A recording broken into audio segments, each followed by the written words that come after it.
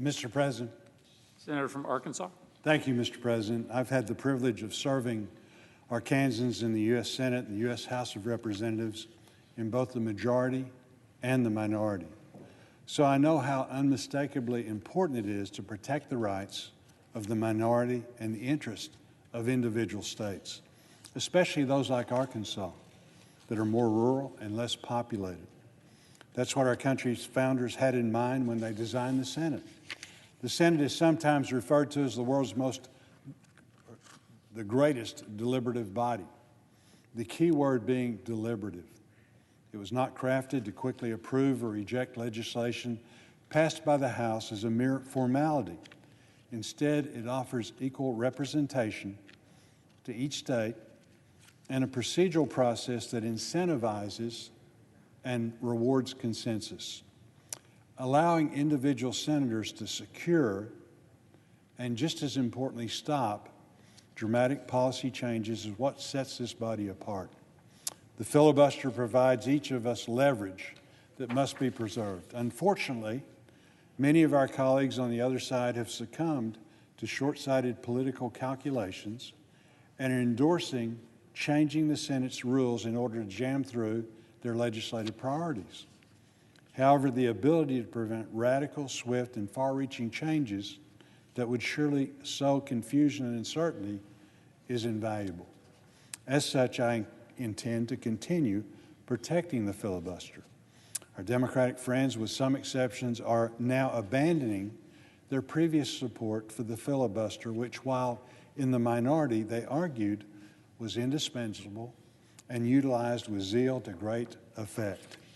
Even President Biden, who enjoyed a long career in the Senate and exercised his right to stop or hamper legislation and nominees he had concerns with, has decided his decades-long embrace of the filibuster is no match for the loudest voices in his party demanding to discard it. The justifications all point in one direction: keeping power. Today, the Biden administration and the Senate Democrats believe a supposed threat to our democracy requires abandoning the minority party's ability to pump the brakes on the excesses of one-party control in Washington. Worse, the grave threat to the fabric of our society and experiment in self-governing, they are touting amounts to nothing more than duly elected state legislatures reining in some of the most overly accommodating voting policies that were enacted during the COVID-19 pandemic. Things like reasonable limits on absentee voting, common sense registration rules, and practical deadlines. Instead, they want to bring the full weight of the federal government down on states like Arkansas that have sought to protect election integrity by instituting voter ID, blocking ballot harvesting, or ensuring the accuracy of voter rolls. These common sense safeguards are not an existential threat to our nation, nor do they warrant breaking the Senate and being unconstitutionally superseded.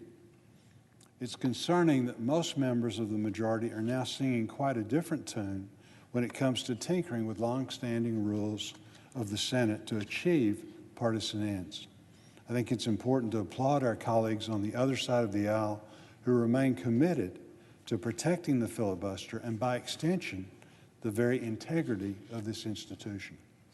They have come under intense pressure, yet I recognize, and they recognize, how important this tool is.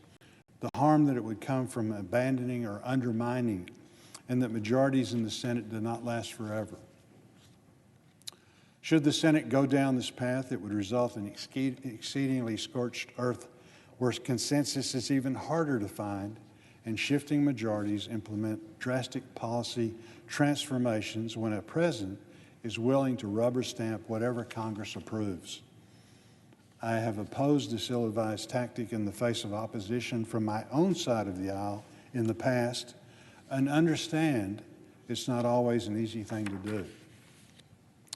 My colleagues and I will not acquiesce on this question, and I hope the Senate can move on in a bipartisan way to addressing the challenges that our country is facing and find solutions that actually help Americans facing real-world problems instead of spending any more time on partisan threats to upend this body's traditions that would ultimately diminish its unique and necessary place within a government that is truly the envy of the world.